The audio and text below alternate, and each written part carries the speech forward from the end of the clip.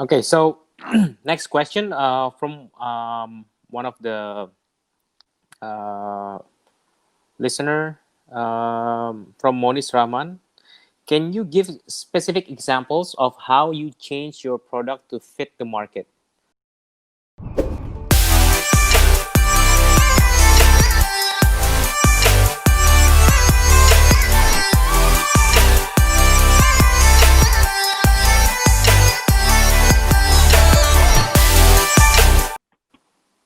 So next question is, what do you think will be the trend for MSME market in the post-COVID era? Let's start with Hiro. I mean, I think, going digital, streamlining processes is definitely going to be something that SMEs are going to be thinking about, MSMEs are going to be thinking about. And more importantly, how can they kind of foolproof themselves from these type of situations, right? Should there be another COVID? Should there be another recession? How can they quickly adapt and change their processes, their business to cater to a market that's also changing in behavior? So I think that's some of the kind of interesting takeaways that we've seen across, not only for Wallex or for startups, but across a lot of industries, especially the ones that got hit pretty bad, right? The restaurant, the service industry, hotels, travel. I'm not sure how that might change, but at least in the sort of service and hospitality industries, we saw a lot of people who's, for example, in the restaurants, who's never ever done delivery, start to do delivery, right? So I think the MSMEs are gonna start thinking about, okay, how do I adjust myself? Should there be another, of course, tap on wood, knock on wood, a situation like this? Yeah. But from your transaction, is there any insight what's going to happen in terms of which corridor is actually stronger after the lockdown or post-COVID? Right. So I guess the corridors that's the strong. I would say I would tie it down to the industries, right? So logistics is still moving. Travel is still very low. Food is starting to pick up. General import, export, hardware, those kind of things is also starting to pick up. Surprisingly, lending is doing pretty good. So we have a lot of P2P clients. And my guess is that maybe banks are starting to take a bit of more of a risk approach on lending to these SMEs, whereas these P2P companies, they may have a different way of credit scoring their customers, right? So we're still seeing a good pickup in P2P customers using our transaction, our platform.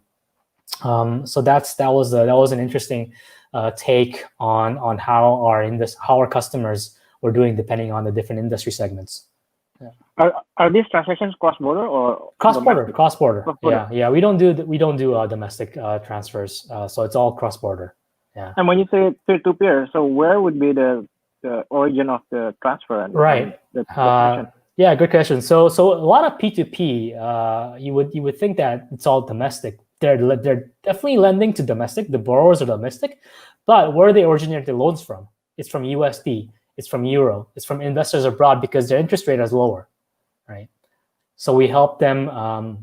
Do the transaction from let's see, Singapore to Indonesia, and when we do the repayment of the loan back to their investors or the loan investors, we help with the IDR to USD, IDR to Euro portion as well. Yeah, I see. So it's kind of, I mean, I think I've talked about this before to someone that the origin of the peer-to-peer in Indonesia is actually not from local, I guess. And I guess that was the point, that most of them come from abroad, from foreign institutional funds. Yes, that's right. So there are pros and cons of this, right? The pro is that interest rates are lower, but the cons is that you're slapped with FX risk, right? Mm-hmm. So I think the reason why the P2P guys transacted a lot was because the dollar was strengthening, the rupiah was weakening. So by converting their dollars to rupiah, they were able to kind of their long-term view, because they're holding the loans for, let's say, 6 to 1 year. Their long-term view was that the rupiah would eventually strengthen as the economy opens up. So they wanted to transact now. Yeah. Do you also offer swap rate for them? You mean forwards? Yeah. No, that's the next product that we're looking to do. So we want to go deeper into our FX offerings, and which has been a demand of a lot of our customers. I think they want to hedge their FX risk, right? So they've been asking us, do you guys offer forwards? Which we don't, but that's the next product that we're looking to roll out. Awesome. Thank you. How about you, Krishnan? What do you think post-COVID specifically for your market? Yeah, so super aligned with what Hiro was saying. Definitely a massive interest from the merchants to get digitized. Before, it was something 1 out of 10 people would consider. Now 8 out of 10 people, or let's say 5 out of 10 people are trying. 3 out of 10 people, 8 out of 10 people know that needs to be done, and the other 2 will just get convinced over the next couple of years, I guess. So it's really, we don't have to now sell the idea of, hey, why don't you get digitized? Rather, people are looking for solutions already. That's been the biggest impact of COVID when it comes to MSMEs that we deal with. And yeah, category wise, we've seen, like I said, so groceries dropped and services picked up significantly. But then again, our data is representative of which segments are definitely getting more digitized, right? So there is a certain level of skewing that happens to the data, because it's still a very small user base compared to everything, right? Like 3 years from now, our data will be 100% representative of the market, but today it might not be. But having said that, we did see that again, social commerce, online commerce, like commerce related guys, they started more and more using it. And another interesting thing we saw was almost 95% of our merchants had something to do with some online medium. Like it could be the supply side, it could be the selling side, it could be cash collection side. Like they were starting to really use and yeah, thanks to Xiaomi and Oppo and these kind of guys, now you can get a very good phone for 1 juta, right? Which is starting to become very affordable to a large segment. So yeah, very aligned on that. Okay. Is there any specific industry that you think is going to rise faster? If anything from your data. Yes, we see that F&B is really getting a lot of action, and that's probably because people are stuck in homes, right? And hence, so from that context, obviously the offline store and going to so we never had mall people as our customers, because mall people are more with POS, so we don't have data on that, but we start seeing that the smaller F&B are actually starting to pick up fairly well, and something that you would expect. And then that's also because now more people are selling from home. Like, okay, I'm sitting at home, why don't I cook something as well, right? So a lot of side business, extra business, all coming up, especially in the F&B space, and groceries now starting to pick up again. Obviously, grocery is. It's a field that I feel will drastically change over the next 2-3 years in Indonesia. Before it was, there's a lot of innovation that's going to happen in the grocery sector when it comes to digitization, and a bunch of folks working on it as well. So yeah, and our role is sort of to support every vertical, right? Like, so our product itself is evolving to support different categories. For example, so different categories will have customizable apps and things like that. So yeah, we are the software layer essentially. Okay. Krishnan, there's an additional question from Monish Rahman. How many kiranas or what they call small grocery shops use BukuKas? Is it the majority or minority in terms of your users? When you say so, see the definition of kirana is like they come from India. I understand. So it's specifically grocery, right? So it's definitely not a majority. Our largest category itself has only 20.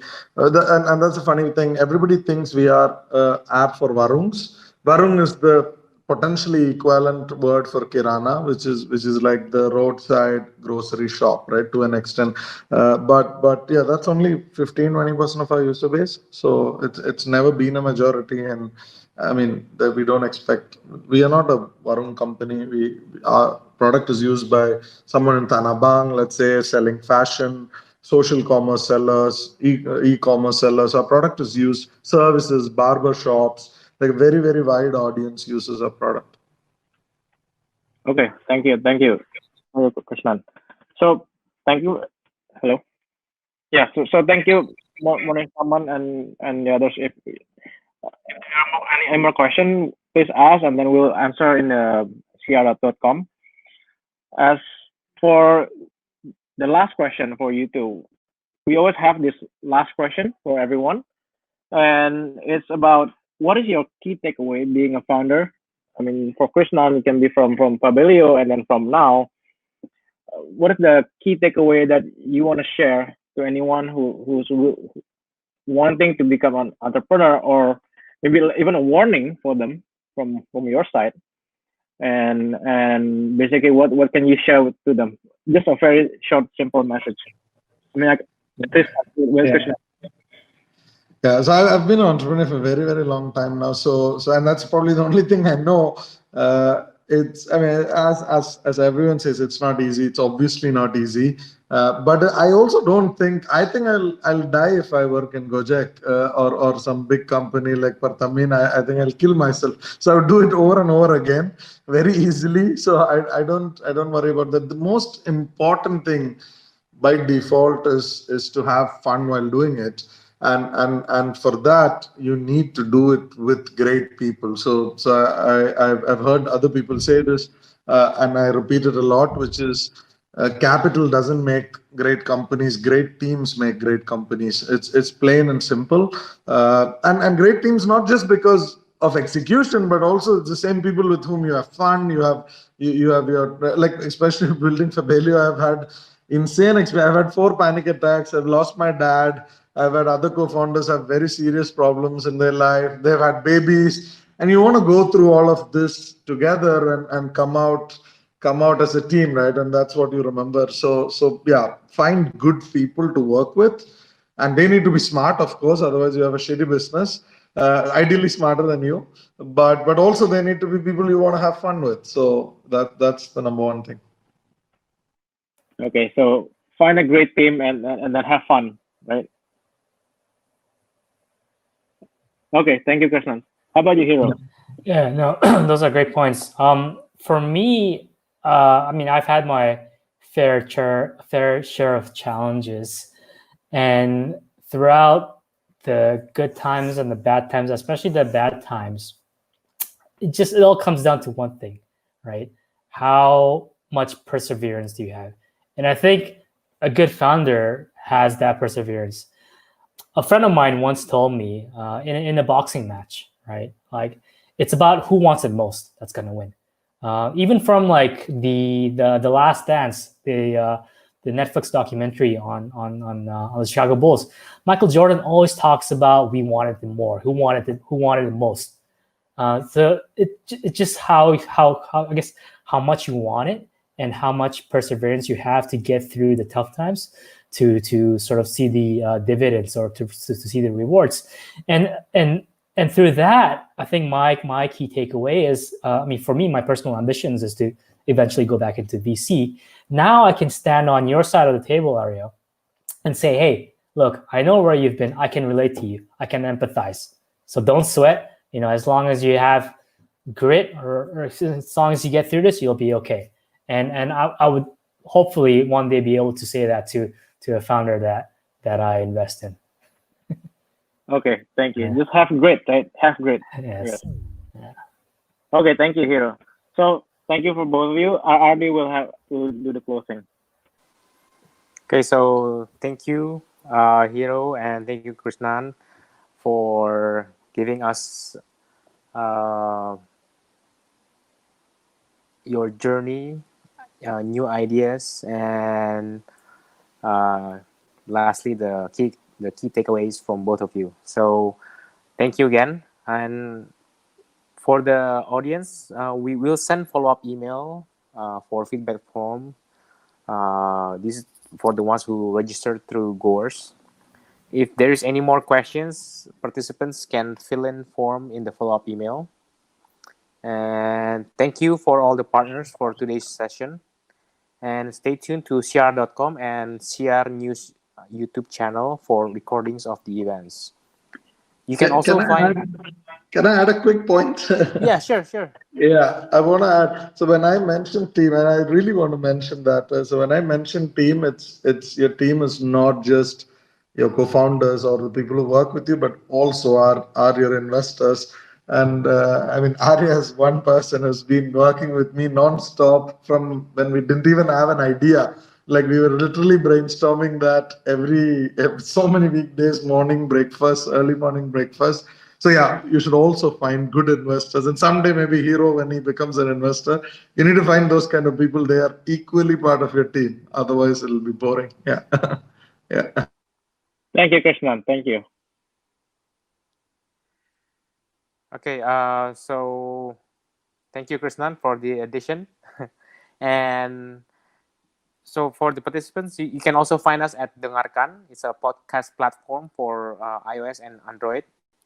And you can find the Founder's Diary in Dengarkan.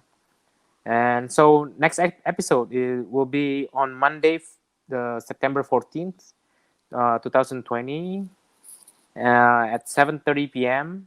And we'll discuss about startup and sustainability. Uh, Startup and sustainability. And we would like to share with you about our other webinar series called Enterprise Talk every Wednesday, same time, and we'll discuss about implementation of GIS, big data, machine learning, and to support business decision making. So the speaker will be Ali Rahman, the Chief Business Officer from Bumi Varta Technology. So feel free to register through Goers, goers.co/enterprise talk. So thanks again, everyone, for joining us tonight, and we'll see you next time. Goodbye.